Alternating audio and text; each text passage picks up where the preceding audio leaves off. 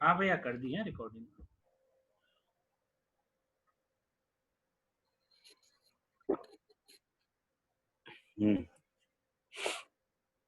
अभ्यास दर्शन अध्याय 38 संपूर्ण अध्ययन अनुभूति समाधान सहस्तित्व एवं समृद्धि के लिए है। संपूर्ण अध्ययन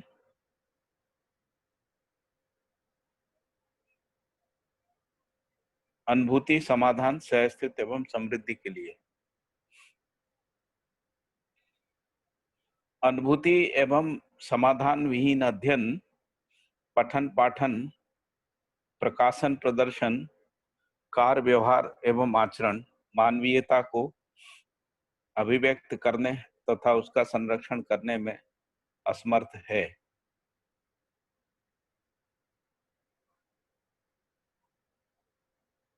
अनुभूति एवं समाधान विहीन अध्ययन पठन पाठन प्रकाशन प्रदर्शन कार्य व्यवहार आचरण मानवीयता को अभिव्यक्त करने तथा उसका संरक्षण करने में असमर्थ। ये सब समस्याओं का निर्माण करने की प्रक्रियाएं हैं। यदि इसमें अनुभूति और समाधान नहीं है तो ये जो भी कुछ हो रहा है उससे समस्याएं और निर्माण हो रही हैं, ऐसा कह रहे हैं। समस्या का प्रचार समाधान नहीं है। हीनता दीनता क्रूरता का प्रचार समाधान नहीं है। नीचता निष्ठुरता और शठता का प्रचार भी समाधान नहीं है। जो समाधान नहीं है वह इतिहास नहीं है, और जो इतिहास नहीं है वह गौरव नहीं है। जो गौरव नहीं है वह जीवन का आधार नहीं है। इससे कार्यक्रम सिद्ध नहीं है। जो कार्यक्रम सिद्ध नहीं है वह जीवन में गुणात्मक परिवर्तन का सहायक नहीं है। फलतः दिशाहीनता भ्रम भटकाव अनिश्चितता मोह आलस्य प्रमाद निष्ठुरता हठ रोष आक्रोश अकर्मण्यता अशिष्टता भय सशंकता संदिग्धता पूर्वक तन मन धनात्मक अर्थ का अपव्यय होता हुआ देखा जाता है। तो इसमें ये कहा गया पहले कि अनुभूति एवं समाधान विहीन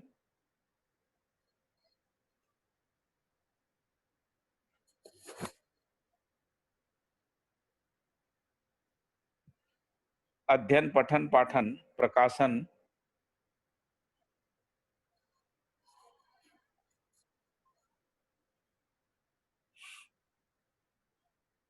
कार्य व्यवहार आचरण मानवीयता को अभिव्यक्त करने तथा उसका संरक्षण करने में असमर्थ है। फिर ये कहा गया कि ये सब यदि होता है तो उससे समस्याओं का निर्माण होता है। जैसा हम लोग देख ही रहे हैं कि जो आधुनिक शिक्षा और मीडिया है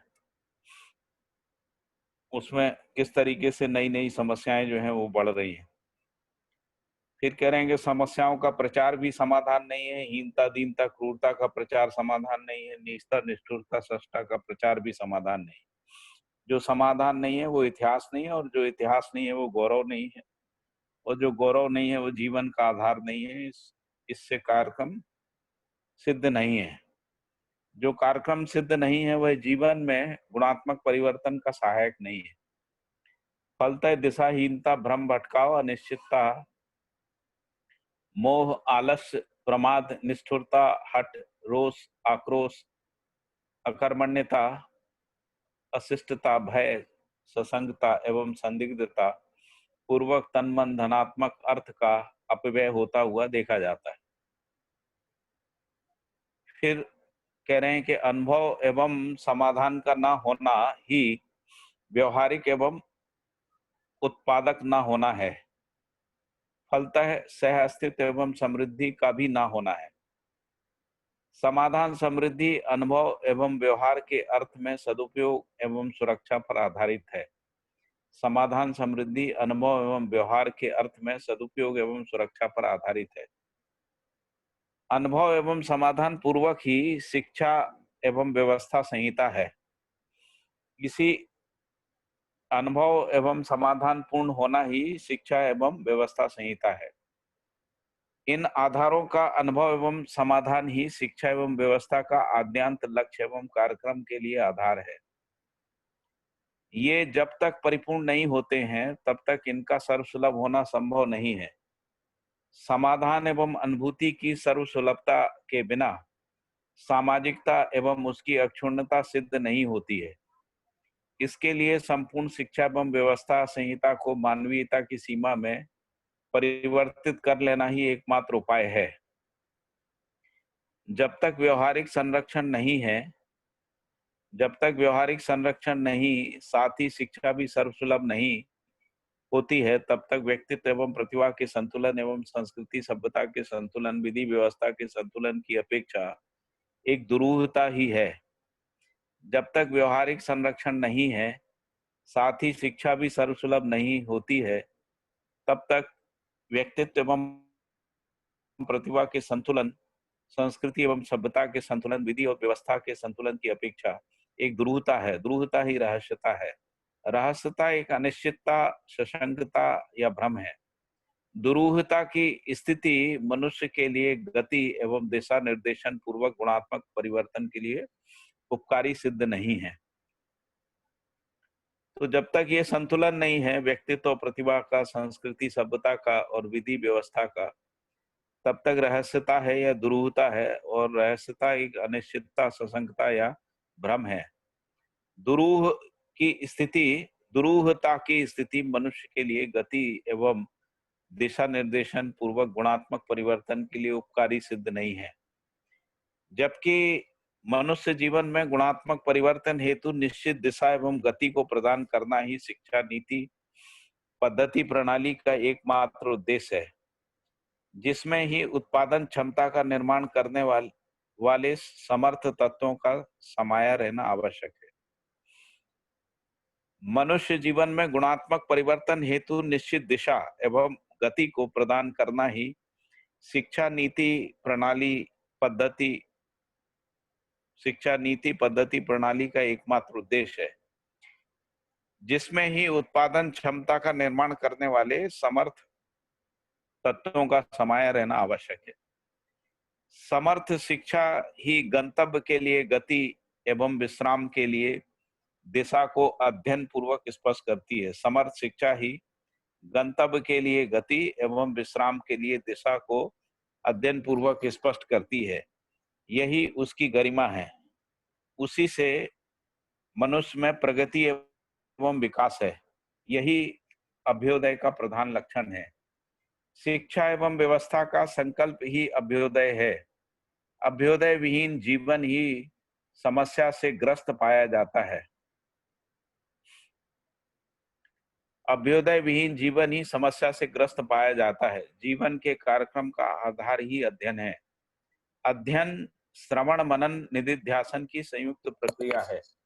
अध्ययन श्रवण मनन निधिध्यासन की संयुक्त प्रक्रिया है।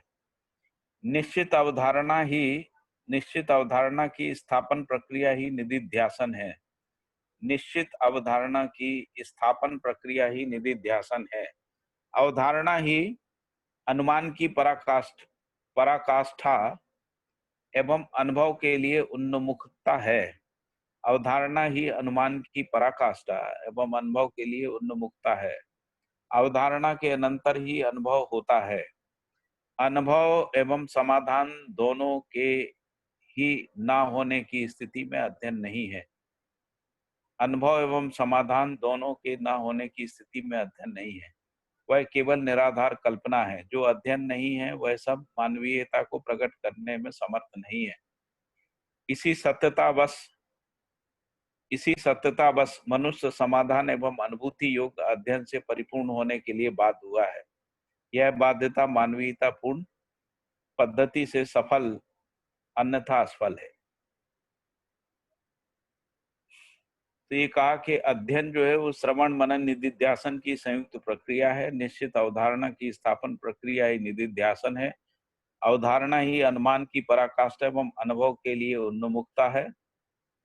अवधारणा के अनंतर ही अनुभव होता है। अनुभव व समाधान दोनों ना होने की स्थिति में अध्ययन नहीं है। वह केवल निराधार कल्पना है। जो अध्ययन नहीं है वह सब मानवीयता को प्रकट करने में समर्थ नहीं है। इसी सत्यता वश मनुष्य समाधान एवं अनुभूति योग अध्ययन से परिपूर्ण होने के लिए बाध्य हुआ है। यह बाध्यता मानवीयतापूर्ण पद्धति से सफल अन्यथा असफल है। तो ये पहला पैराग्राफ पूरा हो गया। इसमें कुछ बात करना है कुछ?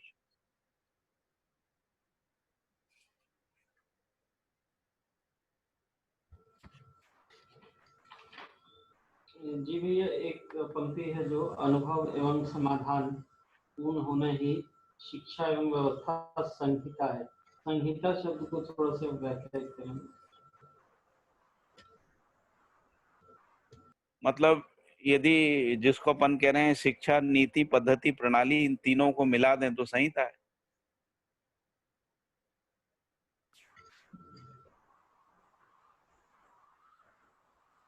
जैसे आचार संहिता है वैसी शिक्षा संहिता है।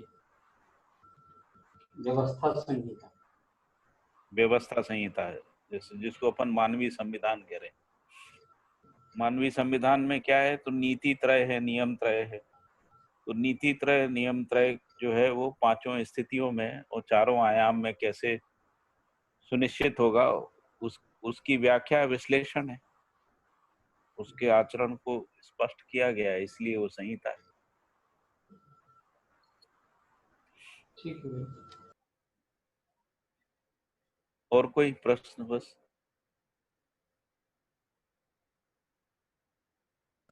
ये जो भैया हाईलाइटेड है, अध्ययन श्रवण मनन निधिध्यासन की संयुक्त प्रक्रिया है और हाँ, निश्चित अवधारणा की स्थापन प्रक्रिया ही निधिध्यासन। इसको थोड़ा और समझने की जरूरत है। मतलब जो अध्ययन की शुरुआत है वो पहले श्रवण पूर्वक होती है ना। श्रवण से पूर्व भी पठन होता है। यदि पठन हमको स्पष्ट होता कल्पना में, उसका अर्थ हमको स्पष्ट होता है, तब वो श्रवण है। श्रवण के दो अर्थ हैं। एक तो हमको जो उसका अर्थ है उसका भास हो गया है, और दूसरा अर्थ है कि वो स्मृति में ठहर गया है। यदि भास होता है तो स्मृति में ठहर जाता है। श्रवण होने के बाद ही मनन शुरू होता है।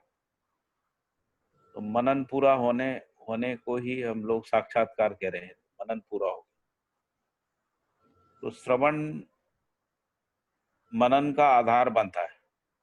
और स्मृति मनन में आ पूर्वक जाना भैया मनन नहीं है। नहीं। तो मनन में दरअसल होता क्या है? क्या उन बातों में हम तार्किकता ढूंढते रहते हैं या उसमें कड़ियां जोड़ते रहते हैं, ऐसा है?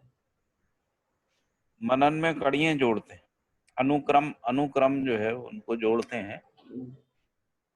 जो अर्थ अर्थ होती ना, जो अर्थवत्ताएं जो होती हैं, या दूसरे अर्थों में कहें कि जो परिभाषाएं होती हैं वो आपस में कनेक्ट होती है ना। तो जब वो पूरी तरह से कनेक्ट हो जाती, जुड़ जाती हैं, यानी अनुक्रम स्पष्ट हो जाता है, उसका नाम है मनन का पूरा होना। उसी को साक्षात्कार कहते हैं। क्योंकि जो अवधारणाएं जो होती हैं उसमें एक से अधिक वास्तविकताएं होती हैं, और हर वास्तविकता को समझने के लिए शब्द अर्थ परिभाषा है। तो शब्द है ना, फिर उनके अर्थ हैं, फिर जब दो तीन चीजें मिलती हैं तब उनको स्पष्ट करने के लिए परिभाषाएं हैं। और ऐसी कई परिभाषाओं से एक अवधारणा स्पष्ट होती है। जैसे मान लीजिए न्याय की अवधारणा है, तो न्याय की अवधारणा में बहुत सारे शब्द हैं, है ना। जैसे मान लीजिए वो कह रहे हैं मूल्य मूल्यांकन उभय तृप्ति। फिर जब हम मूल्य को समझने जाते हैं तो बहुत सारे 30 मूल्य हैं। तो मूल्यों को समझना, फिर मूल्यांकन को समझना, और फिर उभय तृप्ति को समझना। इन तीनों के योगफल में जब इन तीनों को मनन पूर्वक आत्मसात कर पाते हैं, है ना, तभी न्याय के साथ जो है वो तदाकारता होती है, जिसको अपन साक्षात्कार कह रहे हैं। साक्षात्कार होने के बाद जब हम न्याय पूर्वक जीना शुरू करते हैं, वो निधि ध्यासन है ना, उसको निधि ध्यासन बोलते निधिध्यासन में जीना शामिल है। हैं। हाँ, उस जीने बिना निधि ध्यासन नहीं है ना। इसीलिए लिखा है कि निश्चित अवधारणा की स्थापन प्रक्रिया ही निधि ध्यासन है। तो हम जब जीते हैं तो ये अवधारणाएं जो हैं वो हमारे आचरण में स्थापित होती है। फिर क्या करें कि अवधारणा ही अनुमान की पराकाष्ठा एवं अनुभव अनुभव के लिए उन्मुखता है। तो जब हम तो जो भी बाबा जी ने अवधारणा हुई तो उसमें जो भी अनुमान था उसकी पराकाष्ठा है। जैसा पहले भी बताया कि जो अनुमान है ना वो मूलतः स्थितिवार्ताओं का ही अनुमान होता है। अनुमान का ही भास आभास प्रतीति होती है या अनुभूति होती है ऐसा। यानी जो स्थितिवार्ता है उन्हीं का बाकी का विश्लेषण विवेचना होती है। जैसे जो जिसको अपन दर्शन कहते हैं उसका विश्लेषण विवेचना होता है। तो जब तक हम श्रवण करते हैं तब विश्लेषण तक रहता है, और जब हम श्रवण हमारा मनन की ओर जाता है तो विश्लेषण की जो वास्तविकताएं होती हैं उनमें आपस में अंतर संबंध स्थापित होता है, वो मनन प्रक्रिया है। तो श्रवण में हमको जो भी स्पष्ट होती हैं वास्तविकताएं वो तुलनात्मक रूप से या सापेक्षता में स्पष्ट होती है, तुलना में स्पष्ट होती है। जैसे न्याय अन्याय के साथ स्पष्ट होता है ना, धर्म अधर्म के साथ, सत्य असत्य के साथ, इस तरीके से हमको तुलना के रूप में समझ में आता है। विश्वास अविश्वास में, सम्मान असम्मान में। लेकिन जब हम मनन करते हैं तब वो सापेक्षता छूट जाती है, क्योंकि इनका अस्तित्व नहीं है। ब्रह्मस जो है जी इनका अस्तित्व हमारी कल्पना में बना रहता है, यानी कल्पना में कल्पना के रूप में रहता है ना, उसका अस्तित्व तो है नहीं। तो उसी से हम कंपैरिजन करते रहते हैं, क्योंकि अन्याय नहीं है इसलिए न्याय कोई चीज है ना। धर्म नहीं, अधर्म नहीं है तो धर्म नाम की कोई वस्तु है। ऐसे ही असत्य का अस्तित्व नहीं है इसलिए सत्य कोई वस्तु है, ऐसा माने रहते हैं। जैसे हम स्वयं का होना भी ऐसे ही माने रहते हैं कि हम शरीर नहीं है। जैसे हम हाथ नहीं है, पैर नहीं है, हाथ नहीं हो तो भी हम रहते हैं, पैर नहीं हो तब भी हम रहते हैं, इंद्रियां अगर नहीं है तो भी हमारा होना बना रहता है, यानी हम इंद्रिय नहीं है। तो ऐसे करते करते करते हम लोग जो भी अपने होने को कल्पना में स्थापित करते हैं कि हम शरीर से परे कुछ हैं, है ना। हम शरीर नहीं है, शरीर से परे कोई वास्तविकता है। तो ये सब श्रवण प्रक्रिया है, लेकिन वो वास्तविकता क्या है, मतलब हम क्या हैं, जिसमें हमको मन वृत्ति चित्त बुद्धि आत्मा उसके संपूर्ण क्रियाकलाप आशा विचार इच्छा रितंबरा प्रामाणिकता रूपी शक्ति है, और इन सबके अंतर संबंध, ये जो भी जीवन की 10 क्रियाएं हैं इनमें क्या अंतर संबंध है, ये जब हमको इनके सारे अनुक्रम स्पष्ट हो जाए तो उसका प्रतीति होता है। प्रतीति कोई साक्षात्कार भी करें, प्रतीति होता है। तब हम अपने को जीवन मान के, है ना, जीने के लिए प्रवृत्त होते। उससे पहले तक हमारा जो जीना है वो प्रीहित लाभ यानी शरीर मूलक प्रणालियों के आधार पे बना रहता है। शरीर मूलक प्रणालियों के आधार पे जीने में हमारे जीने में समाधान नहीं रहता, ना अनुभूति रहती, केवल दुख पीड़ा, है ना, आदि आदि रहता है। उसी की अभिव्यक्ति जो है वो यहाँ पर बताई गई है कि दीनता हीनता क्रूरता नीचता निष्ठुरता शठता, ये सब जो है उसी की अभिव्यक्ति है। या जिसको लिखा है कि दिशाहीनता भ्रम भटकाव अनिश्चितता मोह आलस्य प्रमाद निष्ठुरता हठ रोष आक्रोश अकर्मण्यता अशिष्टता भय ससंगता, ये सब हमको व्यक्ति के जीवन में, परिवार जीवन में, समाज जीवन में, राष्ट्र और अंतर्राष्ट्रीय जीवन में हमको दिखता है।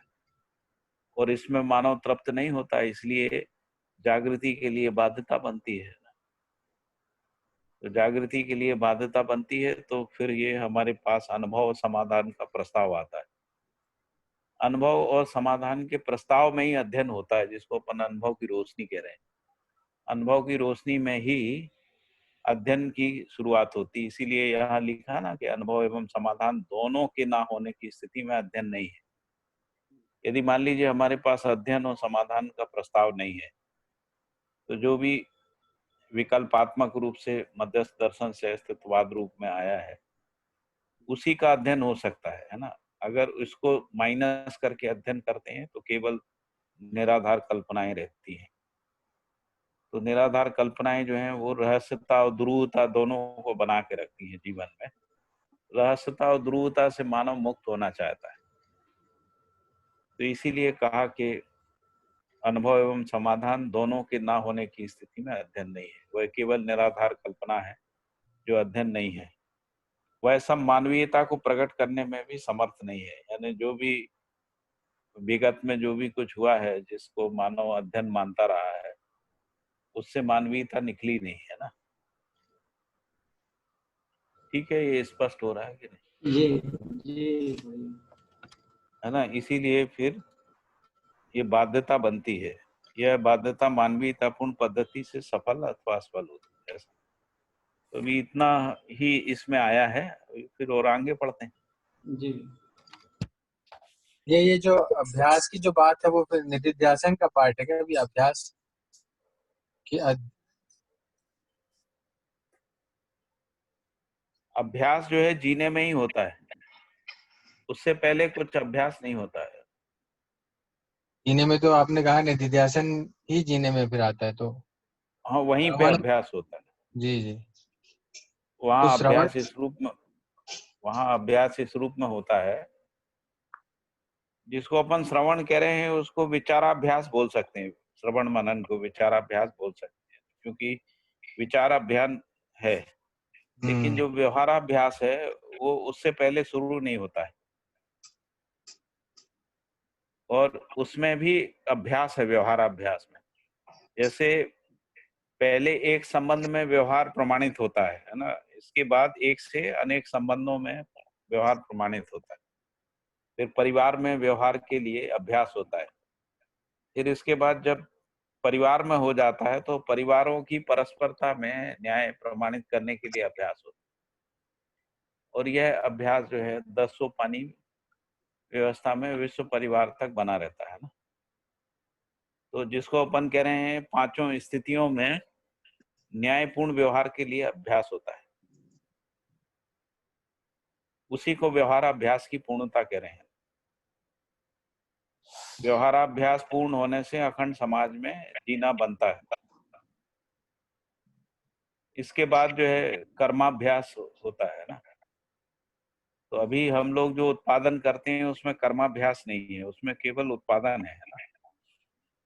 लेकिन नियम नियम के साथ उत्पादन करना और लाभ विहीन विनिमय करना और आवश्यकता से अधिक उत्पादन को सदुपयोगता विधि से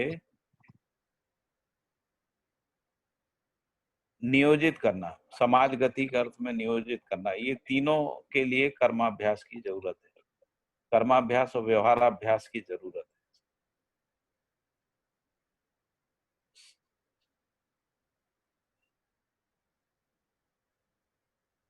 ठीक है, ठीक है। आपका कुछ श्रवण मनन निधिध्यासन और ये लिखा हुआ है जो अवधारणा और अनुभव, इसके लिए कुछ और भी शब्द आप यूज करते हो ना, जैसे वो तदाकार, तद्रूप, इसके पर्यायवाची शब्द है ना कुछ और अपने पास? हाँ, जिसको अपन तदाकार बोल रहे हैं वही तो साक्षात्कार है, जिसको तदाकार कह रहे हैं। अर्थ के साथ तदाकार होना, इसके बाद व्यवहार में तदाकार होना, ये व्यवस्था में तदाकार। मनन को तदाकार बोलेंगे? हाँ, फिर एक तदावलोकन होता है। तदावलोकन का मतलब होता है स्थितिवत्ता में अवलोकन क्रिया, है ना। नहीं, वो वर्ड्स इनके इनकी जगह रिप्लेस कर तद्रूपता, एक तद्रूपता होता है। जब तद्रूपता, न्याय, जैसे तदावलोकन। न्याय जो है जीने में प्रमाणित हो जाता है और उसकी निरंतरता बन जाती है, वो तद्रूपता है। जिसको अपन व्यवस्था कह रहे हैं वो तद्रूपता ही है। यानी 10 सोपानी व्यवस्था मानव परंपरा में स्थापित हो जाना, ये सहअस्तित्व से तद्रूपता का प्रमाण है।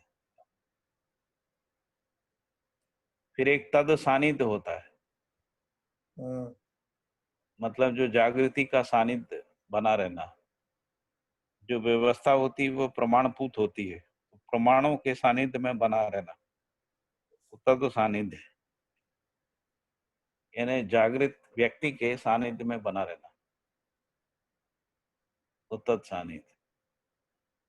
तद शब्द जो है वो व्यापकता के लिए इंगित है या सह अस्तित्व के लिए इंगित है, दोनों अर्थ में इंगित। तो तदाकार कह रहे हैं तो सह अस्तित्व के से तदाकार होना। तद सानिध्य का मतलब है सह अस्तित्व के सानिध्य में रहना। जैसे कोई व्यक्ति अपने परिवार के सानिध्य में रहता है ना, उसी तरीके से परिवार समाज के सानिध्य में रहता है, तो उस तरीके से सानिध्य को समझा जा सकता है। वैसे ही न्याय का सानिध्य होना, धर्म का, सत्य का सानिध्य होना। तो जो तद सानिध्य जो है उसका प्रमाण यही है कि व्यवस्था प्रमाणित हो गई। यदि व्यवस्था है तो तद का सानिध्य निरंतर बना रहता है। और यदि हमारे जीने में स्थापित मूल्यों की अनुभूति हो गई, उसकी निरंतरता बन गई है, तो हम तदरूप हो गए, है ना, न्याय के रूप हो गए, न्याय स्वरूप हो गए जिसको कह सकते हैं, धर्म स्वरूप हो गए, सत्य स्वरूप हो गए।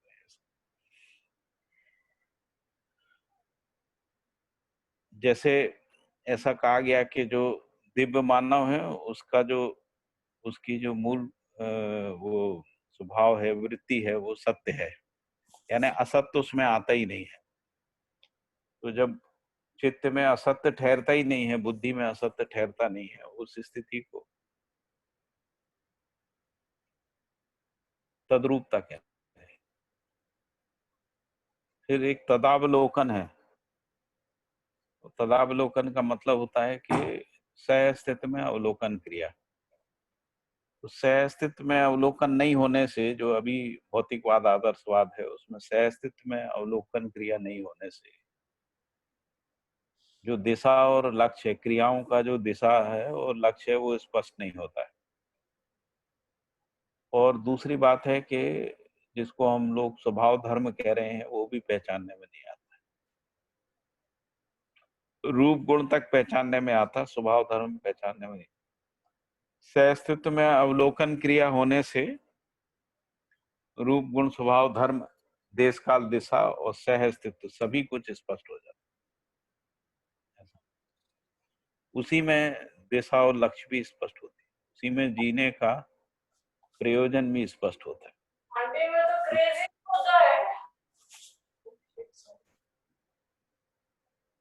उसी में समाधान आदि भी स्पष्ट होता है। ठीक है अजीत जी, अजीत भाई जी,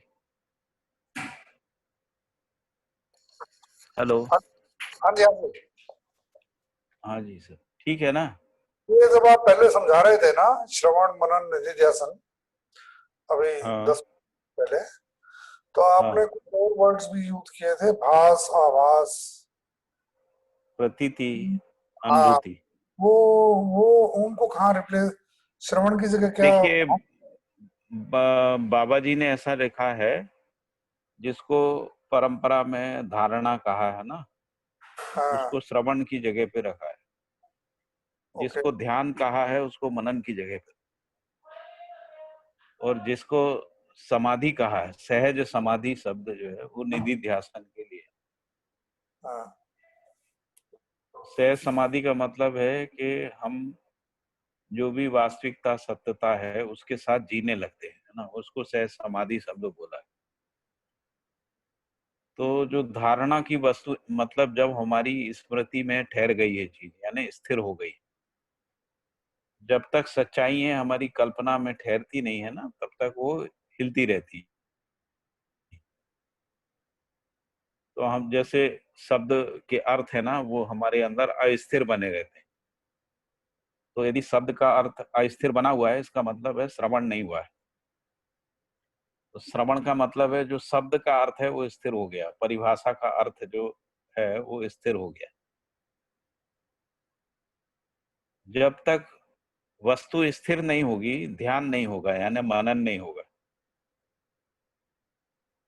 क्योंकि यदि अर्थ स्थिर नहीं है तो बार बार जो है इधर उधर जाता रहेगा। कभी हम एक अर्थ से देखेंगे, कभी दूसरे से, कभी तीसरे से, कभी चौथे से।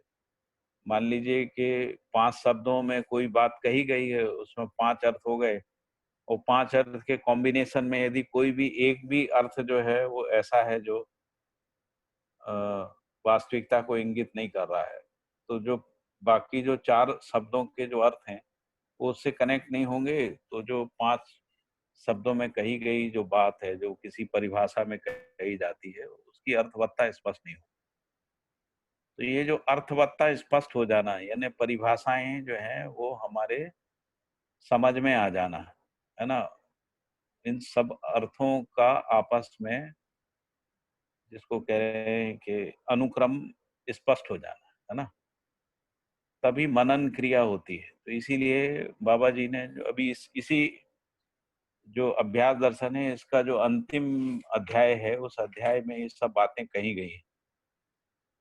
तो यहाँ पर जैसे मेरे पास जो पुरानी किताब है ना, उसका पेज 262 है, 262 है ना। तो उसमें लिखा है, श्रवण का तात्पर्य धारणा से है, मनन का तात्पर्य निष्ठा एवं ध्यान से है, निधिध्यासन का तात्पर्य निष्ठा एवं सहज समाधि से है। सहज समाधि का तात्पर्य सत्ता में अनुभूतिमयता की निरंतरता या अक्षुण्णता से है। अक्षुण्णता प्रत्येक क्रियाकलाप एवं कार्यक्रम में भी स्थिर रहने के अर्थ में है। जैसे परिवार में संबंध का स्थिर हो जाना, परिवार का मानवीयतापूर्ण आचरण में स्थिर हो जाना, परिवार का समाधान समृद्धि में स्थिर हो जाना, है ना? इसी तरीके से परिवार समूह में, फिर परिवार समूह से ग्राम में, है ना? उस रूप में निधि ध्यासन को बाबा जी ने यहाँ पर किया है। दूसरी बात मैंने ये कहा कि 2 चीजें होती हैं, एक होता है क्रिया, तो क्रिया का विश्लेषण होता है, विवेचना होता है, जिसको दर्शन कहते हैं ना। और दूसरा होता है कि ये जो क्रिया है व्यापक वस्तु में है ना? जो व्यापक वस्तु क्रिया में पारगामी होने के कारण जो व्यापक वस्तु का पहचान क्रिया की सीमा में होता है। तो जहां तक क्रिया है उसमें व्यापक वस्तु का पहचान होता है, उसी को स्थितिवत्ता कहते हैं। तो स्थितिवत्ताओं का ही अनुमान लगता है, क्योंकि स्थितिवत्ता दर्शन नहीं है ना। तो जो स्थितिवत्ता है उसका दर्शन नहीं होता, दर्शन में दृश्य का होना जरूरी है। दृश्य के रूप में संपूर्ण क्रियाएं हैं, क्रिया का ही दृश्य होता है, क्रिया शून्यता का दृश्य नहीं होता। भैया बाबा जी ने, इसलिए क्रिया शून्य हाँ जी जो वस्तु, जी भैया, भैया बाबा जी ने अपने शरीर को भी एक क्रिया ही कहा है बोलिए ना, ना। मनुष्य शरीर को क्रिया शरीर तो कहा क्रिया है। ही है, क्रिया समुच्चय। जी जी भैया, हाँ हाँ, क्रिया ही तो है। हाँ, लेकिन क्रिया जो है वो सह अस्तित्व में है। भौतिक रासायनिक क्रिया, जीवन क्रिया जो है वो सह अस्तित्व में है। सह अस्तित्व में का है मतलब व्यापक वस्तु में है। जी संपूर्ण क्रियाएं जो हैं, प्रकृति समुच्चय जो है संपूर्ण क्रिया है, और ये प्रकृति जो है भौतिक रासायनिक जीवन क्रिया के रूप में सत्ता में संप्रक्त है, यानी जो व्यापक वस्तु है उसी में डूबी भीगी घिरी हुई है, और व्यापक वस्तु में भीगी हुई होने के कारण से उसमें ज्ञान संपन्नता, ऊर्जा संपन्नता है ना? जी भैया, डूबी हुई होने के कारण उसमें आचरण संपन्नता है, आचरण है, क्रियाशीलता के रूप में आचरण है, और घिरी हुई होने के कारण उसमें नियंत्रण है, जो संतुलन के रूप में है, और निश्चितता के रूप में जिसको नियति कह रहे हैं, ऐसा हम लोगों ने पढ़ा है ना? और ये हमारे समझ में आता है कि जो व्यापक वस्तु है वो क्रियाओं में पारगामी है। तो ये जो पारगामी होने के कारण व्यापक वस्तु क्रिया में व्याप्त है। तो ये जो क्रिया में व्यापक वस्तु की जो व्याप्तता है, इसी को स्थितिवत्ता के रूप में पहचानते हैं। और ये पहचान जो है ना, वो भास आभास प्रतीति और अनुभूति के रूप में होती है। जब अनुभूति हो जाती है तो पहचान पूरी हो गई, उससे पहले तक भास आभास प्रतीति होता है। और जो क्रिया है जिसको हम लोग भौतिक रासायनिक जीवन क्रिया कह रहे हैं, उसका दर्शन होता है। जैसे हमारे अंदर जो है वो तुलन और विश्लेषण क्रिया है या आस्वादन चयन क्रिया है। तो ये जो क्रियाएं हैं इनको हम देख सकते हैं, इनका विश्लेषण कर सकते हैं, लेकिन हमारे अंदर विश्वास है, इसका विश्लेषण नहीं होता है ना। विश्वास क्योंकि स्थितिवत्ता है, स्थिति है, इसलिए उसका विश्लेषण नहीं होता। तो विश्लेषण कैसे होगा? तो विश्वास जब आचरण में जाएगा तो वो सौजन्यता के रूप में होगा। तो सौजन्यता के रूप में विश्लेषण क्या होगा? तो सहयोगिता, सहभागिता, सहकारिता, पूरकता, इनका विश्लेषण होगा। इन्हीं का अभ्यास भी होता है। विश्वास का अभ्यास नहीं होता है, सौजन्यता का अभ्यास होता है, जिसको अपन शिष्ट मूल्यों का अभ्यास बोलते हैं ना। शिष्ट मूल्यों का अभ्यास करने से स्थापित मूल्यानुभूति होती है, और स्थापित मूल्यानुभूति का भी भासाभास प्रतीति होता है। जैसे विश्वास है, विश्वास का पूरा हो जाना अनुभूति है, उससे पहले तक विश्वास का भासाभास और प्रतीति होती है। प्रतीति में विश्वास स्थिर हो जाता है, जीने में, प्रमाणित होने में अनुभूति हो जाती है। ऐसा विश्वास की अनुभूति हो जाती है। ऐसा ठीक है। ये भैया इसी जैसे तरीके विश्वास से का एक एग्जाम्पल लिया, तो ठीक है भैया। हाँ जी भैया जैसे विश्वास एक शब्द का, अब जैसे अर्थ और अर्थ को अपने को पहचानना आपने बोला, तो उस कंडीशन में अपन कहेंगे कि अपना श्रवण पूरा हुआ। तो जैसे विश्वास एक शब्द है, तो इसका अर्थ को पहचानना मतलब कैसा होगा भैया इसका?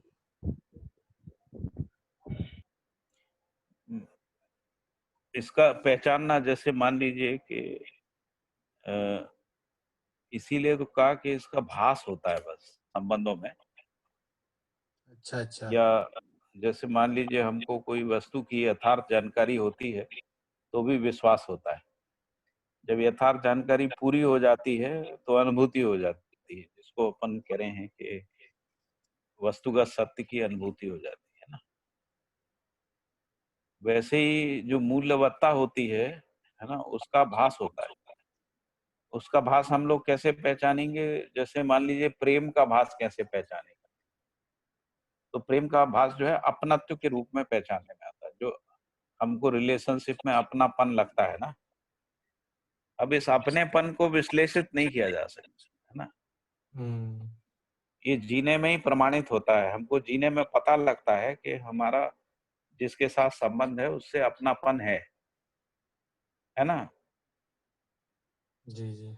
और जब ये अपनापन फैलता है, जैसे मान लीजिए परिवार की सीमा तक अपनत्व को पहचान पाते हैं, इसी को प्रेम का विस्तार करें। जब ये समाज की सीमा तक अपनत्व फैलता है तो प्रेम और आगे बढ़ता है, जिसको अपन कह रहे हैं कि फिर जब ये अखंड समाज तक हम प्रेम को पहचान पाते हैं, यानी अखंड समाज तक अपनत्व हमारे अंदर स्थापित हो जाता है। अपनत्व जब अखंड समाज तक स्थापित होता है, उसी को अनन्यता कह रहे हैं। अनन्यता स्थापित हो जाती है हमारे मानव के आचरण में, तब उसको कह रहे हैं कि अनुभूति हो गई, जिसको प्रेमानुभूति कह रहे हैं। तो प्रेमानुभूति का मतलब ही है कि अखंड समाज सार्वभौम व्यवस्था के रूप में जीना ही प्रेमानुभूति का प्रमाण है। ये भी आगे डिस्कस हुआ है, आगे आएगा इसमें। जी भैया। तो इसीलिए ये जो जो जिसको हम लोग स्थापित मूल्य कह रहे हैं ना, विश्वास, सम्मान, है ना, स्नेह, ममता, वात्सल्य, गौरव, कृतज्ञता, श्रद्धा, विश्वास आदि, है ना। तो ये जो स्थापित मूल्य हैं, इनका विश्लेषण नहीं होता है, इसकी विवेचना नहीं होती, इनका दर्शन नहीं होता है, इसकी अनुभूति ही होती है। और ये अनुभूति जो होती है वो पहले भास के रूप में होती है, फिर आभास के रूप में, फिर प्रतीति के रूप में, फिर अनुभूति के रूप में होती है ना। इनका ये सीक्वेंस है। तो इसी तरीके से जो सच्चाइयां होती हैं पहले भास में आती हैं, फिर आभास में, फिर प्रतीति में, फिर अनुभूति में आती हैं।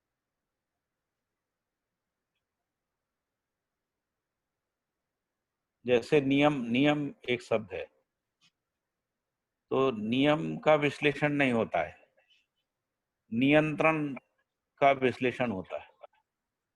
जब क्रिया नियंत्रित होती है ना, तो नियंत्रित होने का विश्लेषण होता है। नियम की अनुभूति होती है बस। तो अनुभूति से पहले प्रतीति, प्रतीति से पहले आभास होता है, नियम का आभास होता है, उससे पहले कल्पना में रहता है। जैसे मानव जाति की कल्पना में, अजागृत स्थिति में भी मानव जाति की कल्पना में है कि कोई नियम है जिसके कारण से प्रकृति नियंत्रित रहती है ना। इस रूप में उनके भास में रहता है या मानव जाति के भास में रहा, उसी का विश्लेषण करने तक वो आभास में पहुंचते हैं, है ना। कि नियम का जब विश्लेषण पूरा कर लेते हैं तब वो उसको कहेंगे कि नियम का आभास हो गया। नियम पूर्वक जीना किसी में हो जाता है तो कहेंगे कि नियम का प्रमाण आ गया है, नियम नाम की कोई सत्ता है ना। इसका उसकी अनुभूति हो जाती है, अनुभूति होने से नियम पे विश्वास हो जाता है। उससे पहले तक नियम के बारे में अनुमान ही रहता है। ठीक है, जी भैया। आगे पढ़ते हैं। अनुभव एवं समाधान ही संस्कृत विधि व्यवस्था में चरितार्थ होता है।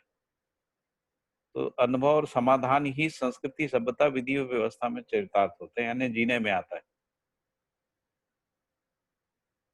यही, और ये दोनों जो है स्थिति बता है, अनुभव और समाधान दोनों स्थिति है ना। समाधान विचार में स्थिति है और अनुभव जो है वो अनुभव आयाम में स्थिति है, जिसको कह रहे हैं सहअस्तित्व में अनुभव होना, आत्मा में स्थिति है अनुभव, जागृत जीवन। यही जीवन में सफलता एवं स्वर्ग है। ऐसी स्थिति को पाने के लिए, ऐसी स्थिति को पाने के लिए, पाने के उद्देश्य अथवा पाने की आकांक्षा से ही अनादिकाल से मानव प्रयासरत है। कैसी स्थिति? जिसको अपन अनुभव समाधान कह रहे हैं, क्योंकि अनुभव समाधान ही जीवन में सफलता है और यही जीने में चरितार्थ होता है तो स्वर्ग है। ऐसी स्थिति को पाने के लिए, पाने के उद्देश्य से अथवा पाने की आकांक्षा से ही आदिकाल से मानव प्रयासरत है। रथ का मतलब रति से, रथ का गंतव्य रति है। रति केवल अनुभवात्मक और सानिध्यात्मक प्रमाणित होती है। अनुभूति केवल सत्ता में मूल्य त्रय की ही होती है। इसके अतिरिक्त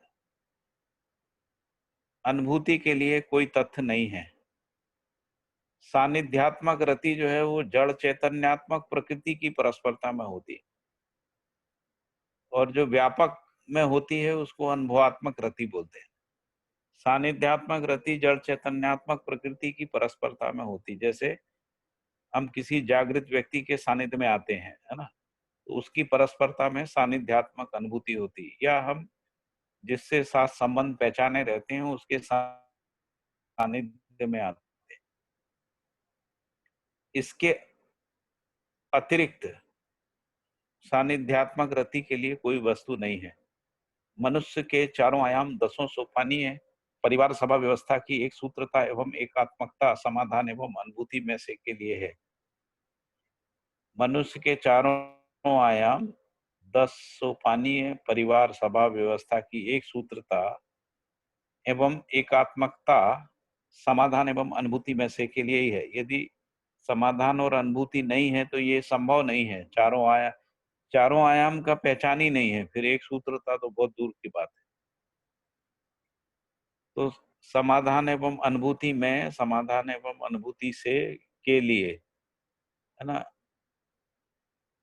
उससे ही जो है एक सूत्रता एकात्मकता जो है वो 4 आयाम 10 सोपानी व्यवस्था की समाधान एवं अनुभूति से है, में है के लिए।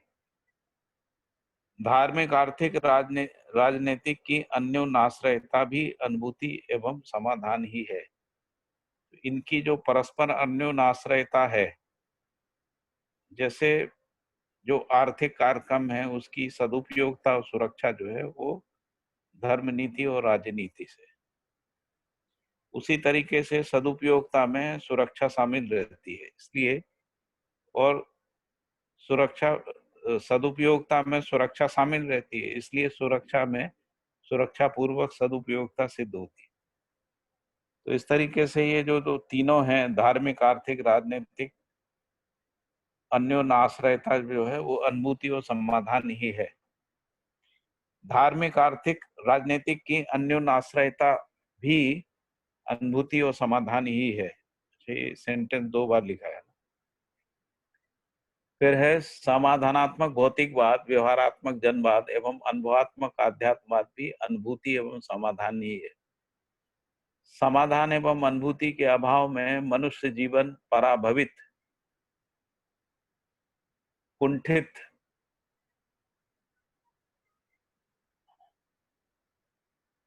समाधान एवं अनुभूति के अभाव में मनुष्य जीवन पराभवित, कुंठित एवं प्रतिक्रांति पाया जाता है। अर्थ समुच्चय का सदुपयोग एवं सुरक्षा क्रिया प्रक्रिया भी अनुभव एवं समाधान में से के लिए है। अर्थ समुच्चय यानी तन मन धन का सदुपयोग एवं सुरक्षा, उसकी क्रिया प्रक्रिया भी अनुभव एवं समाधान में से के लिए। मानव जीवन की आद्यांत उपलब्धि अनुभव एवं समाधान ही है। तन मन धन की चरितार्थता अनुभव एवं समाधान में से के लिए है। प्रत्यक्ष रूप में अर्थ की विपुलता समाधान एवं सामाजिक व्यवहारिकता व्यवहारीयता ही अनुभूति है। प्रत्यक्ष रूप में अर्थ की विपुलता समृद्धि होगी, अर्थ की विपुलता समृद्धि, समाधान एवं सामाजिक व्यवहारीयता ही अनुभूति है। समाधान एवं अनुभूति के अभाव में दोनों उपलब्धियां प्राप्त नहीं है। अनुभव एवं समाधान का योगफल ही जीवन चरितार्थता है, यही दृढ़ता एवं अभयता। अर्थ का सदुपयोग एवं सुरक्षा मानव का अभीष्ट है, यही इसकी सार्वभौमिकता का प्रमाण है। वास्तविकताएं सार्वभौमिक हैं। अर्थ का सदुपयोग शिष्टता की सीमा में प्रमाणित होता है। शिष्टताएं अनुभव में प्रमाणित होती हैं। प्रमाण विहीन जीवन के सफल होने की संभावना नहीं है। अप्रामाणिक जीवन स्वयं में क्षोभ, खेद, तृषा एवं पिपासा है। अप्रामाणिक जीवन स्वयं में क्षोभ, खेद, तृषा एवं पिपासा है। यही वास्तविकता की ओर संक्रमित होने के लिए बाध्यता है। असफलता की संभावनाएं वास्तविकता पर आधारित प्रक्रिया, पद्धति एवं नीति हैं। वास्तविकताएं विकास के क्रम में निश्रित सृष्टि है। वास्तविकताएं विकास के क्रम में निश्रित सृष्टि है। विकास क्रम का अभाव पूर्णता पर्यंत नहीं है। विकास एवं जागृति की श्रृंखला में ही मानव मानवीयता, समाज सामाजिकता एक वास्तविकता है, जिसके सुदृढ़ आधार पर ही राज्य में एकात्मकता एवं समाज की अखंडता सिद्ध होती है। उससे पा लेना ही सामाजिक चरमोपलब्धि है। उसके लिए यह सर्वोत्तम समय है। भौतिक विज्ञान की उत्कर्षता ने शब्द, स्पर्श, रूप, रस, गंधेंद्रियों की जो स्वभाव गति मनुष्य में पाई जाती है, उसकी बहुगण संख्या में वृद्धि कर दी है। फलतः आकांक्षा द्वय संबंधी वस्तुओं के निर्माण में विपुल गति प्राप्त हुई है। इसकी अक्षुण्णता की वांछा भी मनुष्य में है। यह अक्षुण्णता युद्ध, आतंक, द्रोह, विद्रोह से संभव नहीं है। यह सब अपव्यय के द्योतक हैं। अपव्ययता से अनिष्ट घटना अवश्यंभावी हैं। अस्तु। व्यवहार विज्ञान को पूर्णतया शिक्षा में समाविष्ट करना, उसके संरक्षण एवं संवर्धन योग्य व्यवस्था प्रदान करना ही अनिष्ट को ईष्ट में परिवर्तित करने का एकमात्र उपाय है।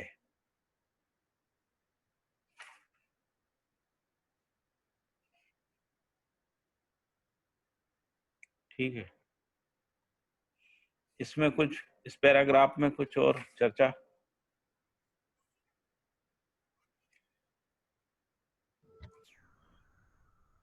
भैया एक पंक्ति है प्रत्यक्ष रूप में अर्थ की विपुलता, समाधान एवं सामाजिक व्यवहारिकता ही अनुभूति है, व्यवहार्यता ही अनुभूति है। हाँ, व्यवहार्यता अर्थ की की अनुभूति। विपुलता।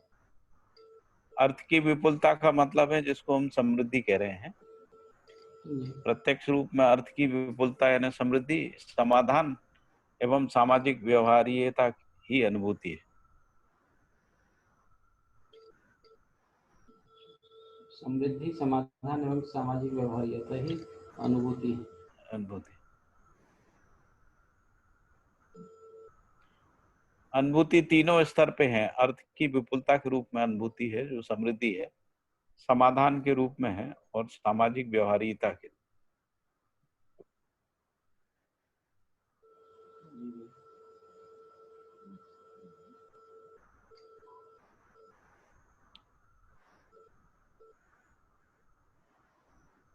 और कोई प्रश्न? एक और वाक्य है, अर्थ का सदुपयोग शिष्टता की सीमा में प्रमाणित होता है। हाँ, यदि जैसे मान लीजिए हमने बहुत सारा उत्पादन कर लिया, पैसा कमा लिया, और यदि सामाजिकता में उसका नियोजन नहीं होता है तो प्रमाणित कहाँ होगा? शिष्टता में ही होगा। नहीं तो उसका सदुपयोग शिष्ट नहीं होगा। कहाँ लिखा हुआ है? यहाँ मैं मतलब शिष्ट मूल्यों का जिक्र ऐसा मैं अर्थ का देख सकता हूँ। सदुपयोगिता शिष्टता की सीमा में प्रमाणित होता है। जैसे मान लीजिए आप पास कुछ संपत्ति है और यदि वो अपने संबंधों में आप उसका सदुपयोग नहीं करते हैं, है ना, यानी सहयोग नहीं करते हैं किसी को, तो सदुपयोग प्रमाणित नहीं होगा। जैसे हम किसी से स्नेह करते हैं ना, तो उनको कुछ ना कुछ वस्तु देते हैं, खिलाते हैं, पिलाते हैं, कपड़े लत्ते देते हैं, आदि आदि, तो वो शिष्टताएं हैं, उसी में प्रमाणित होता है सदुपयोगता। संग्रह में प्रमाणित नहीं होता है और केवल उपभोग में प्रमाणित नहीं होता है। हमने इकट्ठा कर लिया और केवल हम ही उपभोग कर रहे हैं, उसमें सदुपयोगता कहाँ प्रमाणित हो? तो सदुपयोगता जो है ना, वो सौजन्यता में, सौहार्द में, सहयोगिता में, इसमें प्रमाणित होती है, सहभागिता में। और ये जो हम शिष्टताओं में करते हैं वो अनुभव में प्रमाणित, शिष्टताएं अनुभव में प्रमाणित होती हैं। तो जो हम शिष्टता का भी आचरण करते हैं तो उसी में अनुभव होता है ना।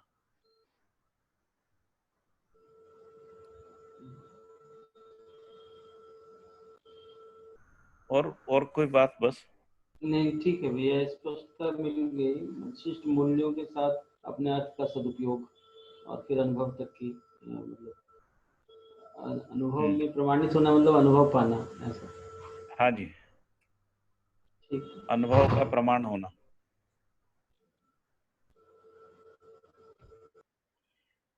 फिर अगला पैरा है, विधि पालन कामना मानव में पाई जाती है।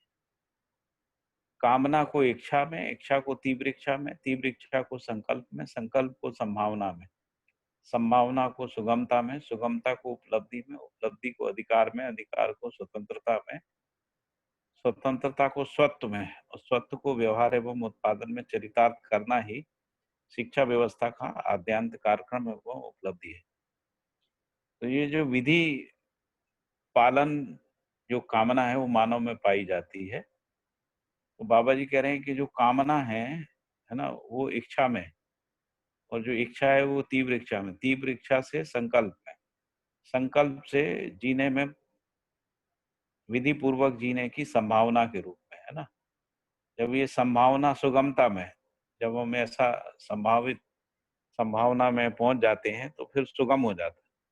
सुगम होना उपलब्धि है, तो सुगमता को उपलब्धि में, उपलब्धि से अधिकार हो जाता है, फिर विधि पूर्वक जीने पे अधिकार आ जाता है। विधि पूर्वक जीने में अधिकार होना ही स्वतंत्रता है, और स्वतंत्रता ही हमारा फिर स्वत्व हो गया।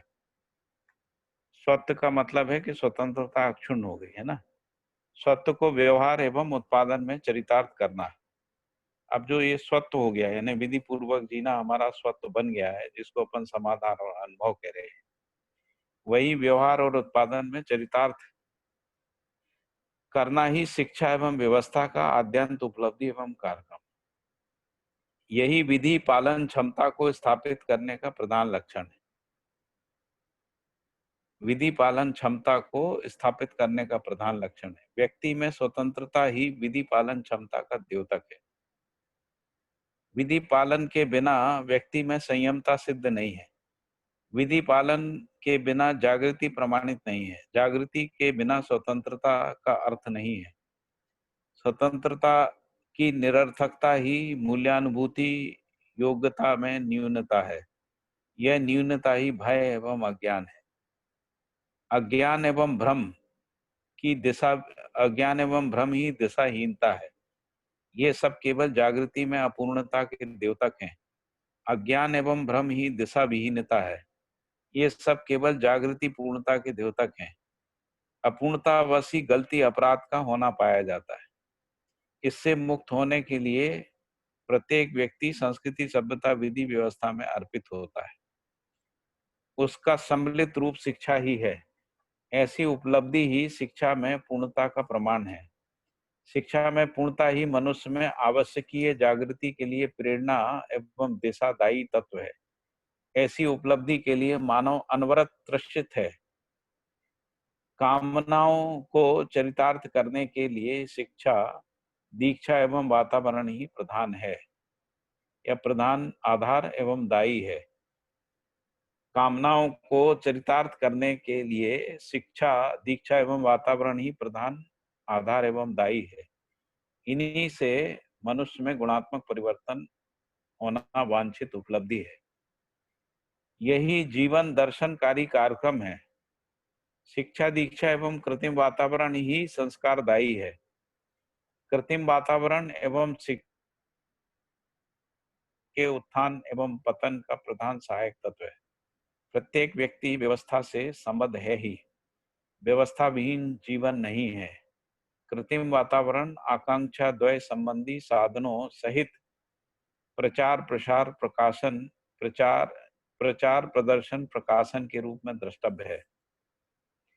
आश्रित अनिवार्यता, उपयोगिता एवं सुंदरता का प्रत्यक्षीकरण पूर्वक जनजाति में बोधगम्य हृदयांगम सहित प्रोत्साहित होना ही कृत्रिम वातावरण का कार्यक्रम है। आश्रित अनिवार्यता, उपयोगिता एवं सुंदरता का प्रत्यक्षीकरण पूर्वक जनजाति में बोधगम्य हृदयांगम सहित प्रोत्साहित करना ही कृत्रिम वातावरण का कार्यक्रम है। यह मनुष्य से ही निर्मित होता है। कृतिपूर्वक मूल्य त्रयानुभूति में निष्ठा का निर्माण करना ही कृत्रिमता का चरितार्थता है। कृतिपूर्वक मूल्य त्रयानुभूति में निष्ठा का निर्माण करना ही कृत्रिमता की चरितार्थता है, जिसमें आकांक्षा द्वय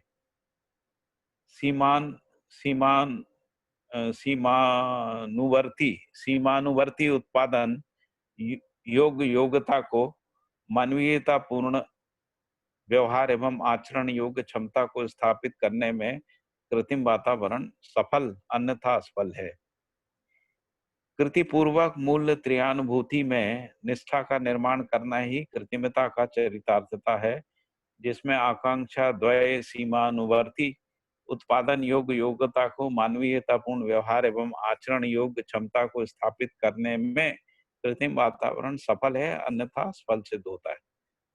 उत्पादन में अप्रवृत्ति एवं व्यवहार में दायित्व वहन में विमुखता। उत्पादन में अप्रवृत्ति एवं व्यवहार में दायित्व वहन,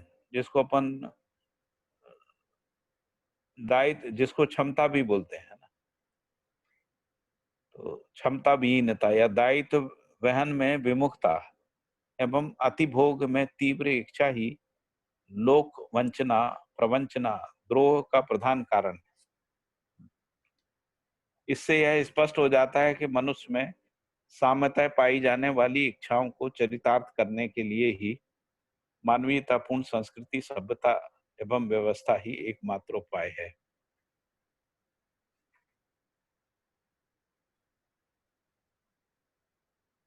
हाँ जी, आगे चलते हैं थोड़ा सा। ये अगला पैरा भी विधि से संबंधित है। विधि विहित जीवन ही पांचों स्थिति एवं 10 सोपानी परिवार सभा व्यवस्था में सफल है। विधि विहित यानी विधि के साथ है ना। विधि विहित जीवन ही पांचों स्थिति एवं 10 सोपानी परिवार सभा व्यवस्था में सफल है। शिष्ट मूल्य और मूल्यवत्ता का संयुक्त स्वरूप ही विधि है। शिष्ट मूल्य और मूल्यवत्ता का संयुक्त रूप ही विधि है। मनुष्य में अनुभव एवं समाधान का संयुक्त स्वरूप ही मूल्य एवं शिष्ट मूल्यवत्ता है। अनुभव एवं समाधान और न्याय का परावर्तन ही व्यवहार, व्यवस्था एवं उत्पादन का प्रमाण है। अनुभव एवं समाधान और न्याय का परावर्तन ही व्यवहार, व्यवस्था एवं उत्पादन का प्रमाण है। मानवीयता नियम त्रय पूर्वक कार्यक्रम त्रय सहित नवधा स्थापित मूल्य, नवधा शिष्ट मूल्य एवं द्विधा वस्तु मूल्य में किया गया विनियोग ही विधि है। यहाँ विधि को और स्पष्ट किया है कि मानवीयतापूर्ण नियम त्रय यानी सामाजिक, बौद्धिक और प्राकृतिक नियम पूर्वक कार्यक्रम त्रय, बौद्धिक, आर्थिक और सामाजिक कार्यक्रम है।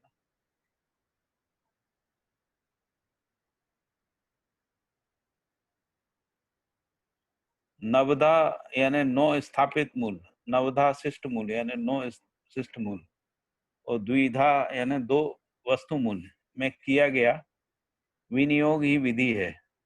विनियोग का तात्पर्य ही प्रयोग, व्यवहार एवं अनुभव सुलभ हो जाने से है। उसको विनियोग करने का मतलब है उसको प्रयोग में, व्यवहार में और अनुभव में सुलभ हो जाने। यह सुलभ त्रय यानी प्रयोग, व्यवहार और अनुभव की सुलभता, ये शिक्षा एवं व्यवस्था से होता है। यही विशिष्टता है। विशिष्टता ही शिक्षा एवं दीक्षा के द्वारा प्रभावशील होती है। यही अनुभव परंपरा को स्थापित करती है। यही अनुभव प्रमाण को सिद्ध करती है। ऐसी प्रभावशीलन प्रक्रिया ही अभ्युदय है। जागृति, समाधान, अनुभव, अभय, अखंडता, समाज, राज्य, असंदिग्धता, सुरक्षा, सदुपयोगता, समृद्धि, क्षमता ही प्रबुद्धता का प्रत्यक्ष रूप है। जागृति, समाधान, अनुभव, अभय, अखंडता, समाज, राज्य, असंदिग्धता, सुरक्षा, सदुपयोगता एवं समृद्धि, क्षमता ही प्रबुद्धता का प्रत्यक्ष रूप है। प्रबुद्धता प्रतिभा एवं व्यक्तित्व का समग्र रूप है। जीवन में इसका प्रकट हो जाना ही सफलता है। यही भौमिक स्वर्ग है जिसके लिए ही मानव चिर प्रतीक्षु है। इसकी सफलता प्रबुद्धता को सर्वसुलभ बनाने वाली शिक्षा एवं व्यवस्था पद्धति से होती है। प्रबुद्धता मानवीयता व्यवहार रूप में स्पष्ट होती है। प्रबुद्धता मानवीय व्यवहार रूप में स्पष्ट होती है। इसकी चरितार्थता एवं सर्वसुलभता ही सर्वमंगल नित्य शुभ है।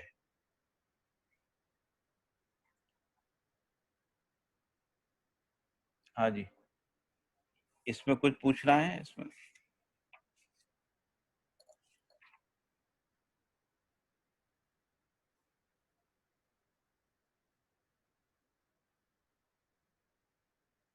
इसमें कोई मुद्दे पे चर्चा करना है, बातचीत करना?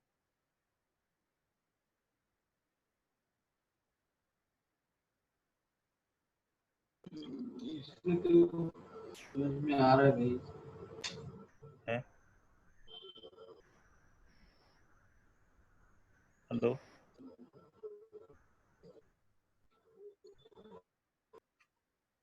संदीप भाई, अजीत भाई, दिनेश जी, भास्कर जी,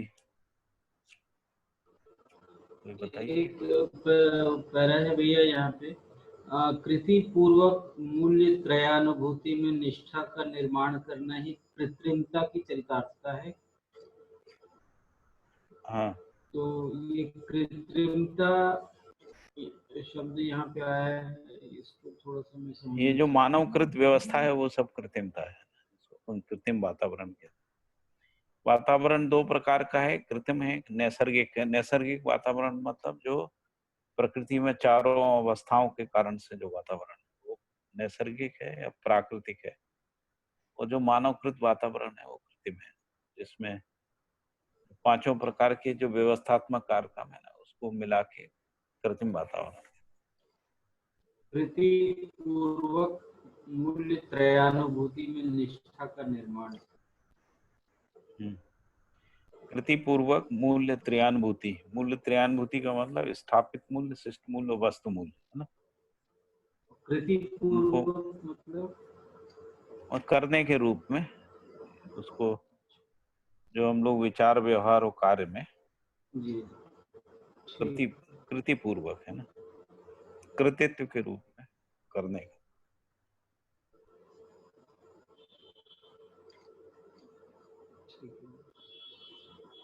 ठीक। फिर लास्ट पैराग्राफ पढ़ लेते हैं ना। ये एक ही लाइन जो मानव में अनुभव एवं समाधान का संयुक्त स्वरूप ही मूल्य व शिष्ट मूल्य होता है, तो इसको थोड़ा बताएंगे।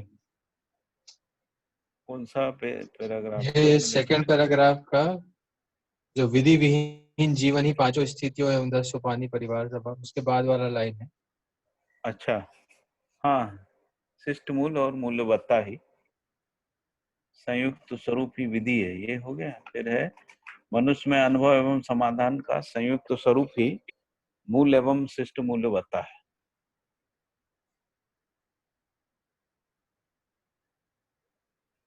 तो जिसको अपन मूल्य कह रहे हैं यहाँ पर, मूल्य का मतलब स्थापित मूल्य है ना, एवं शिष्ट मूल्यवत्ता है, ये दोनों की बात कर रहे हैं। तो अनुभव में स्थापित मूल्य होते हैं और समाधान में शिष्ट मूल्य होते हैं। तो जिसको अपन अनुभव एवं समाधान का संयुक्त स्वरूप कह रहे हैं वही स्थापित मूल्य और शिष्ट मूल्य के रूप में मूल्यवत्ता है, ऐसा है। क्योंकि स्थापित मूल्य अनुभव में रहते हैं और शिष्ट मूल्य समाधान में रहते हैं।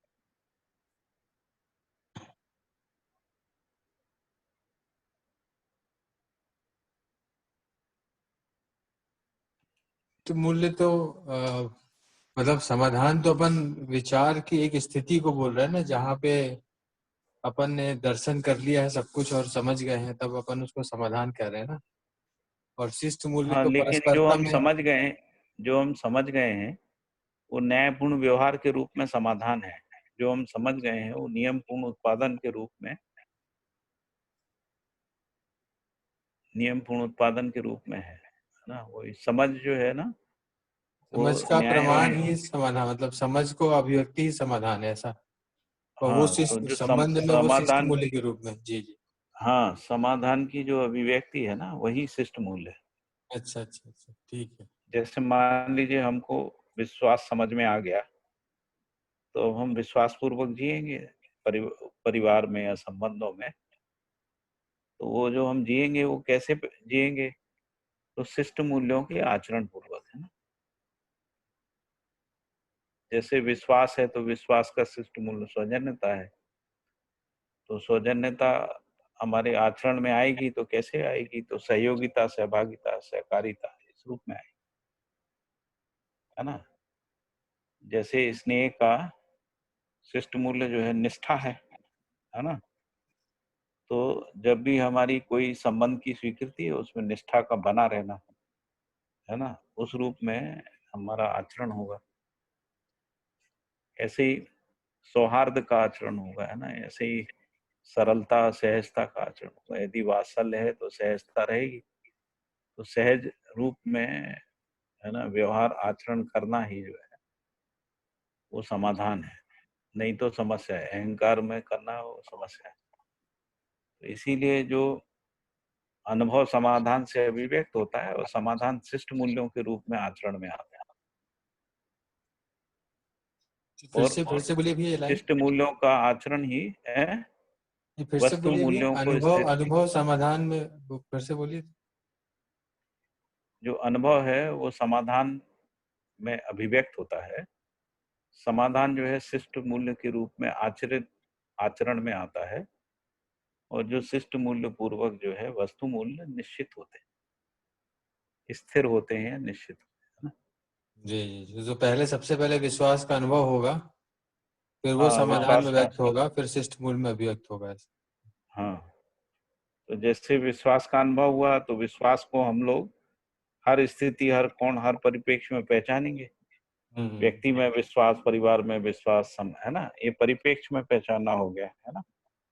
फिर उत्पादन में विश्वास, शिक्षा में विश्वास, है ना, न्याय में विश्वास, आदि आदि। इस रूप में हर कोण, हर परिप्रेक्ष्य में विश्वास को पहचानेंगे। यदि हर कोण, हर परिप्रेक्ष्य में विश्वास को पहचानना ही समाधान है, तो यदि हमको हर जगह पहचानने में आ गया, व्यक्ति में, परिवार में, समाज में, राष्ट्र में, अंतर्राष्ट्र में, विचार में, व्यवहार में, व्यवसाय, सब में विश्वास हमको पहचानने में आ गया, फिर व्यवस्थात्मक कार्यक्रमों में विश्वास पहचानने में आ गया। जैसे उत्पादन में विश्वास, विनिमय में विश्वास, है ना, और स्वास्थ्य संयम में विश्वास, इस सबको, विश्वास को पहचान लिया सार्वभौमिकता में, इसी को समाधान कह रहे हैं।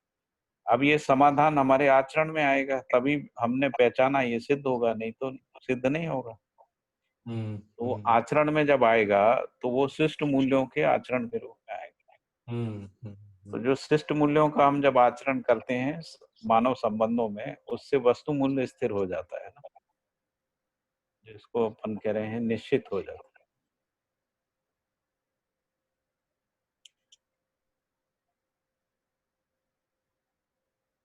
अभी अनिश्चित है ना, अभी वस्तु मूल्य अनिश्चित है, वस्तु मूल्य निश्चित हो जाते हैं। वस्तु मूल्य का निश्चित होना व्यवस्था के लिए आवश्यक है, या निर्धारित हो जाते हैं। ऐसा वस्तु मूल्य निर्धारित हो जाते हैं, शिष्ट मूल्य निश्चित है, और स्थापित मूल्य स्थिर है। ऐसा अपन ने पढ़ा था अभी पहले ये पढ़ा था ना कि जो सामाजिक मूल्य है वो स्थिर है। तो सामाजिक मूल्य में 3 मूल्यों की बात आई थी, है ना। कौन कौन से थे? अपना स्थापित मूल्य, जीवन मूल्य और मानव मूल्य, ये स्थिर हैं, और शिष्ट मूल्य जो है निश्चित है ना। और इसके बाद जो वस्तु मूल्य है वो निर्धारित है। तो निर्धारित है का मतलब क्या है कि जो समृद्धि है वो समाज गति के लिए है, सामाजिकता के निर्वाह करने के लिए, इस रूप में निर्धारित है ना। जी भैया।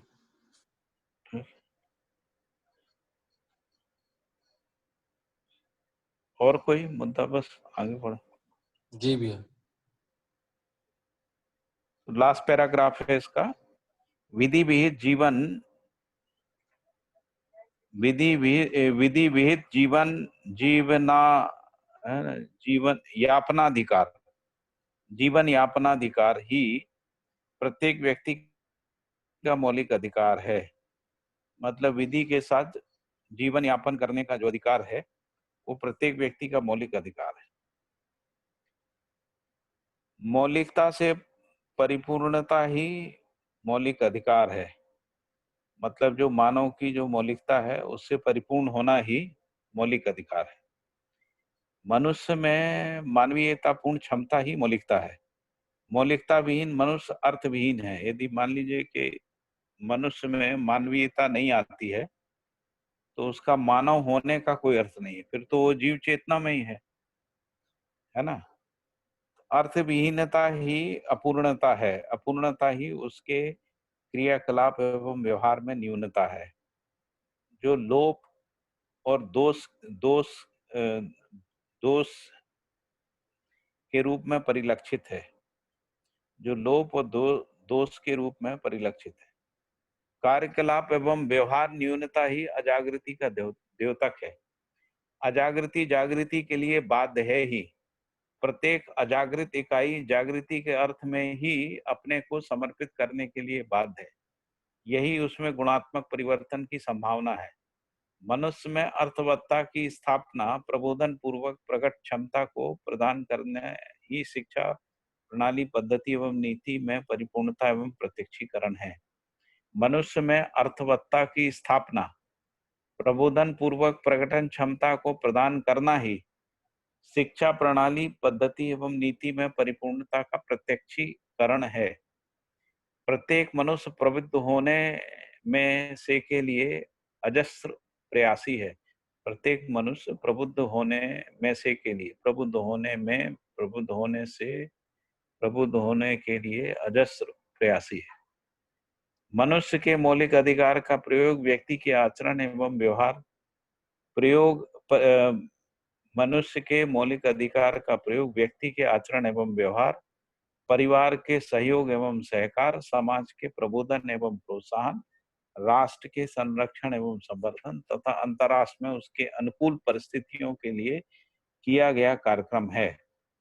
संस्कृति, सभ्यता, विधि व्यवस्था की एकात्मकता ही अंतर्राष्ट्र में अनुकूल स्थिति परिस्थितियां हैं। मानवीयता को संरक्षण एवं संवर्धनदायी विधि व्यवस्था के व्यवहारान्वयन योग्य व्यवस्था, पद्धति एवं नीति ही अखंड सामाजिकता का संरक्षण एवं संवर्धनकारी तत्व है। मानवीयता को संरक्षण एवं संवर्धनदायी विधि व्यवस्था, उसके व्यवहारान्वयन योग्य व्यवस्था, पद्धति एवं नीति ही अखंड सामाजिकता का संरक्षण एवं संवर्धनकारी तत्व है। मानवीयतापूर्ण संस्कृति सभ्यता का प्रचार, प्रदर्शन, प्रकाशन, गोष्ठी, संगोष्ठी, आख्यान, स्पष्टीकरण एवं समीक्षात्मक कार्यक्रम ही समाज का प्रबोधन एवं प्रोत्साहन सर्वस्व है। परिवार में चारित्रिक एवं नैतिक कार्यक्रम में दृढ़ता, विश्वास एवं अवगाहन क्षमता ही व्यक्ति के आचरण एवं व्यवहार में सहयोगिता एवं सहकारिता है, जो स्पष्ट है। यही मानव जीवन चरितार्थता का स्पष्ट व प्रत्यक्ष रूप है। यही जीवन चरितार्थता भी है। यही मनुष्य के मौलिक अधिकार एवं उसकी उपयोगिता, उपादेयता, उपलब्धि है। परिवार में चारित्रिक एवं नैतिक कार्यक्रम में दृढ़ता, विश्वास एवं अवगाहन क्षमता ही व्यक्ति के आचरण एवं व्यवहार में सहयोगिता एवं सहकारिता है, जो स्पष्ट है। यही मानव जीवन चरितार्थता का स्पष्ट एवं प्रत्यक्ष रूप है। यही जीवन चरितार्थता भी है। यही मनुष्य के मौलिक अधिकार एवं उसकी उपयोगिता, उपादेयता एवं उपलब्धि है। मौलिक अधिकार का अनुष्ठान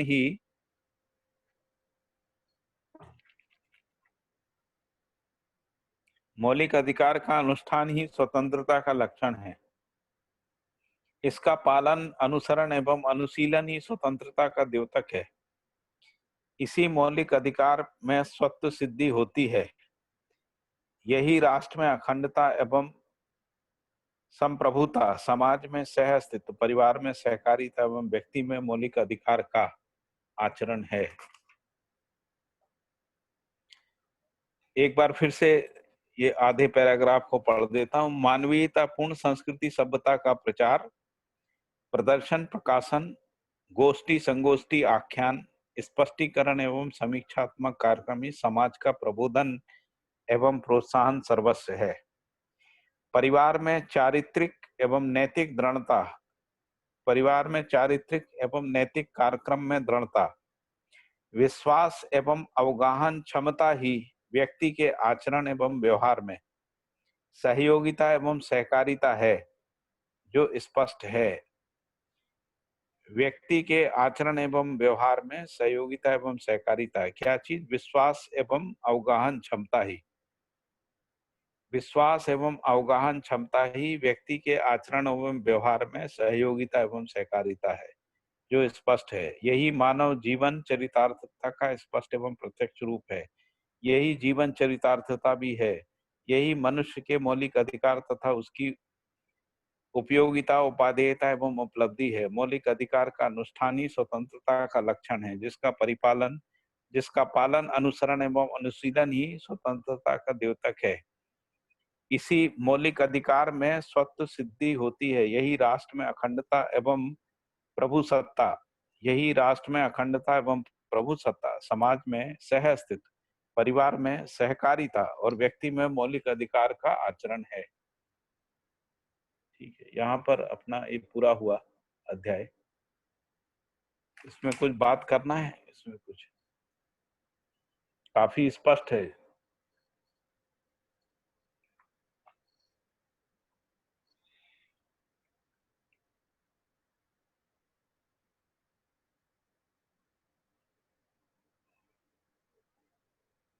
हाँ जी सर जी, कोई पूछिए, कुछ बात करना हो। योगेश भाई कुछ बोलना हो तो बोलिए।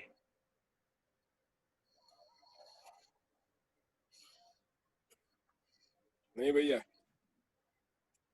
ठीक है। फाल्गुनी बहन, दिनेश भाई, हाँ भैया। ठीक है ना? कुछ इसमें हाँ, प्रश्न नहीं तो नहीं नहीं, पूछना नहीं है, सिर्फ इतना समझ में आ रहा है इसमें कि पहली बात तो ये अनुभव एवं समाधान जो वाला पैराग्राफ है ना, उसमें जी जी समाज का उद्देश्य इस तरह से हम उसको पकड़े ना, तो फिर वो आगे हाँ में हाँ इस तरह समझ में आता है कि समाज फिर उस सामाजिकता कैसे होगी, उसके लिए कैसी विधि होगी, ये ऐसे लाइन में कुछ समझ में आता है ये सब। ठीक बात है। पहले बोला है विधि की कामना है, विधि पालन की कामना मानव में पाई जाती है। फिर इसके बाद ये कहा कि विधि विहित जीवन ही पांचवी स्थिति 10 सोपानी व्यवस्था में सफल है। यदि इनमें पांचवी स्थिति और 10 सोपानी व्यवस्था में एक सूत्रता है तो विधि विहित जीवन जो है सफल है। फिर इसके बाद कहा कि विधि विहित जीवनाधिकार जो है प्रत्येक व्यक्ति का मौलिक अधिकार है। मतलब हर व्यक्ति जो है विधि विहित जीवन ही जीना चाहता है ना, वैसा ही जीना चाहता है, यही उसका मौलिक अधिकार है। तो इसमें विधि को स्पष्ट किया है, उससे पहले अनुभव और समाधान को स्पष्ट किया है। अनुभव और समाधान ही किस तरीके से मानव के आचरण में स्पष्ट होता है, क्योंकि अनुभव समाधान के बिना ही सारी समस्याएं हैं। अनुभव समाधान ही संस्कृति, सभ्यता, विधि, व्यवस्था में चरितार्थ होता है। इतना इस पैराग्राफ में, इस पूरे अध्याय में ये दो महत्वपूर्ण मुद्दे जो है स्पष्ट किए गए। हाँ जी दिनेश भाई कुछ। ये चरितार्थता और प्रामाणिकता क्या एक ही चीज है क्या? जैसे शब्द आया यहाँ पे एक सेंटेंस, यही जीवन। चरितार्थता का मतलब है आचरण में आना, और प्रमाण का मतलब है, मतलब जो भी हमारा जो अनुभव था वो हमारे जीने में आ गया है, उसको प्रमाण कहते हैं। जीने में आना और आचरण में आना अलग अलग चीज है। यानी व्यवस्था में अच्छा आ अच्छा गया है। अच्छा। व्यवस्था में आना प्रमाण है। प्रमाण 3 जगह पर है जिसको अपन कह रहे हैं, एक अनुभव प्रमाण है, प्रयोग प्रमाण है और व्यवहार प्रमाण है। तो वो क्रमशः प्रमाणित होता है। जैसे पहले अनुभव विचार में प्रमाणित होता है, फिर विचार जो है वो व्यवहार में प्रमाणित होता है, फिर व्यवहार जो है वो व्यवसाय में प्रमाणित। व्यवसाय में जो प्रमाण है वही व्यवस्था प्रमाण है, जिसको अपन कह रहे हैं, या प्रयोग प्रमाण जिसको कह रहे हैं, प्रयोग प्रमाण है। चरितार्थता का मतलब है उसमें जी पाना है ना, जिसको जी पाना है। मतलब जो हमारे अनुभव में है, समाधान में है, यदि वो हमारे जीने में आता है तो वो चरितार्थता है। जी भैया।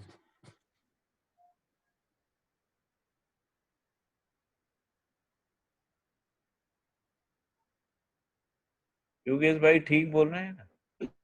हाँ भैया, कुछ और ऐड करना हो तो आप कर सकते। ठीक है।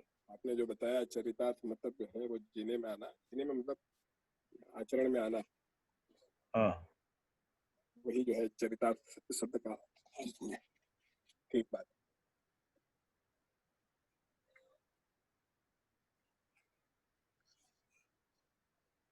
ठीक है, फिर अपना टाइम भी हो गया है। ये जो पुरानी रिकॉर्डिंग्स है भैया, ये आजकल वो व्हाट्सएप पे नहीं आ रही है क्या? जैसे पहले अपलोड करते नहीं, थे वो एक बार व्हाट्सएप में फिर से लिंक डाल देंगे सुनील भाई।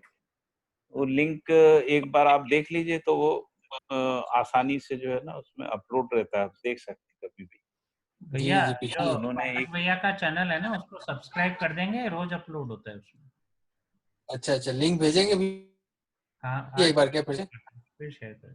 जी जी ठीक है, धन्यवाद भैया। हाँ हाँ उसको सब्सक्राइब कर लीजिए तो वो जो है ना फिर अपने आप आता रहेगा आपके पास। जी भैया।